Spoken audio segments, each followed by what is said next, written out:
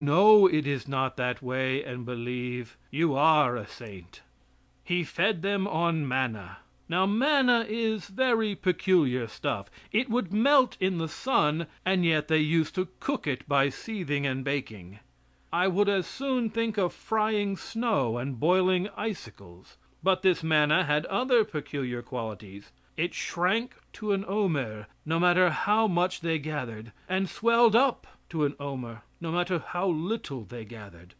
What a magnificent thing manna would be for the currency, shrinking and swelling according to the volume of business. There was not a change in the bill of fare for 40 years, and they knew that God could just as well give them 3 square meals a day.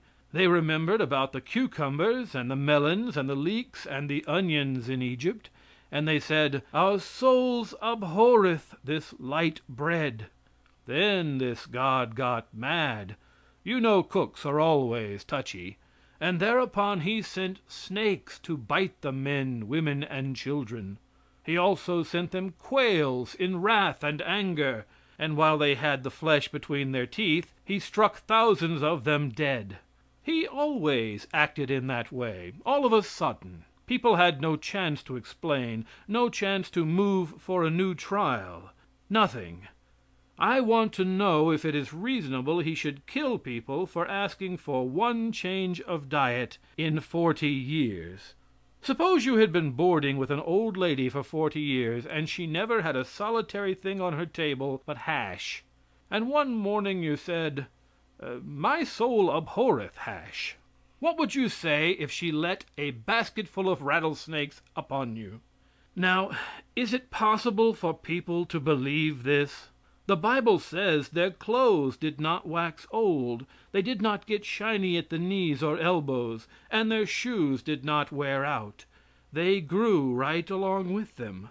The little boy starting out with his first pants grew up, and his pants grew with him. Some commentators have insisted that angels attended to their wardrobes. I never could believe it. Just think of one angel hunting another and saying, "There goes another button." I cannot believe it. There must be a mistake somewhere or somehow. Do you believe the real God, if there is one, ever killed a man for making hair oil? And yet you find in the Pentateuch that God gave Moses a recipe for making hair oil to grease Aaron's beard, and said if anybody made the same hair oil he should be killed. And he gave him a formula for making ointment, and he said if anybody made ointment like that he should be killed. I think that is carrying patent laws to excess. There must be some mistake about it. I cannot imagine the infinite creator of all the shining worlds giving a recipe for hair oil. Do you believe that the real God came down to Mount Sinai with a lot of patterns for making a tabernacle, patterns for tongs, for snuffers, and such things? Do you believe that God came down on that mountain and told Moses how to cut a coat and how it should be trimmed? What would an infinite God care on which side he cut the breast, what color the fringe is, or how the buttons were placed? Do you believe God told Moses to make curtains of fine linen? Where did they get their flax in the desert? How did they weave it? Did he tell him to make things of gold, silver, and precious stones when they hadn't them? Is it possible that God told them not to eat any fruit until after the 4th year of planting the trees? You see, all these things were written hundreds of years afterwards, and the priests, in order to collect the tithes, dated the laws back. They did not say, "This is our law," but, "Thus said God to Moses in the wilderness." Now, can you believe that? Imagine a scene. The eternal God tells Moses, "Here is the way I want you to consecrate my priests. Catch a sheep and cut his throat." I never could understand why God wanted a sheep killed just because a man had done a mean trick. Perhaps it was because his priests were fond of mutton. He tells Moses further to take some of the blood and put it on his right thumb, a little on his right ear, and a little on his right big toe. Do you believe God ever gave such instructions for the consecration of his priests? If you should see the South Sea Islanders going through such a performance, you could not keep your face straight. And will you tell me that it had to be done in order to consecrate a man to the service of the infinite God? Supposing the blood got on the left toe? Then we find in this book how God went to work to make the Egyptians let the Israelites go. Suppose we wish to make a treaty with the Mikado of Japan, and Mr. Hayes sent a commissioner there, and suppose he should employ Hermann, the wonderful German, to go along with him. And when they came in the presence of the Mikado, Hermann threw down an umbrella which changed into a turtle, and the commissioner said, "This is my certificate." You would say the country is disgraced. You would say the president of a republic like this disgraces himself with jugglery. Yet we are told God sent Moses and Aaron before Pharaoh, and when they got there, Moses threw down a stick which turned into a snake.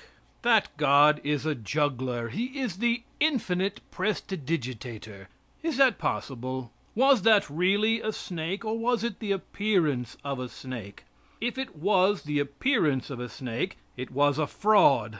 Then the necromancers of Egypt were sent for, and they threw down sticks which turned into snakes, but those were not so large as Moses' snakes, which swallowed them. I maintain that it is just as hard to make small snakes as it is to make large ones. The only difference is that to make large snakes, either larger sticks or more practice is required. Do you believe that God rained hail on innocent cattle, killing them in the highways and in the field? Why should he inflict punishment on cattle for something their owners had done?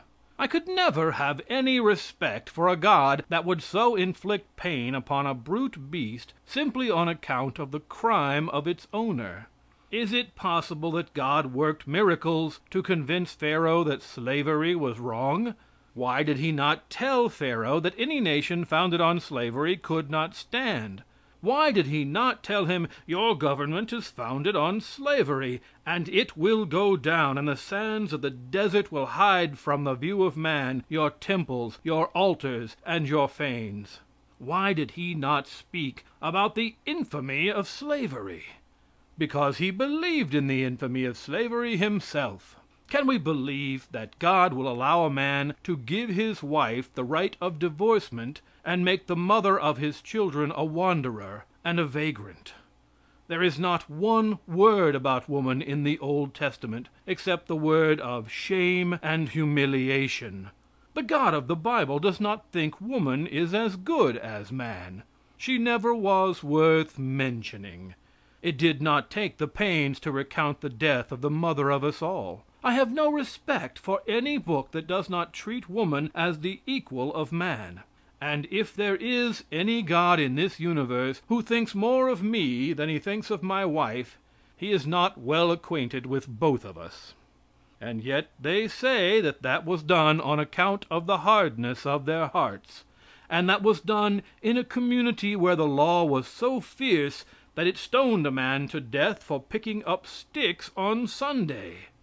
Would it not have been better to stone to death every man who abused his wife and allowed them to pick up sticks on account of the hardness of their hearts? If God wanted to take those Jews from Egypt to the land of Canaan, why didn't he do it instantly? If he was going to do a miracle, why didn't he do one worth talking about? After God had killed all the firstborn in Egypt, after he had killed all the cattle, still Egypt could raise an army that could put to flight 600,000 men. And because this God overwhelmed the Egyptian army, he bragged about it for 1,000 years, repeatedly calling the attention of the Jews to the fact that he overthrew Pharaoh and his hosts. Did he help much with their 600,000 men? We find by the records of the day that the Egyptian standing army at the time was never more than 100,000 men. Must we believe all these stories in order to get to heaven when we die? Must we judge of a man's character by the number of stories he believes?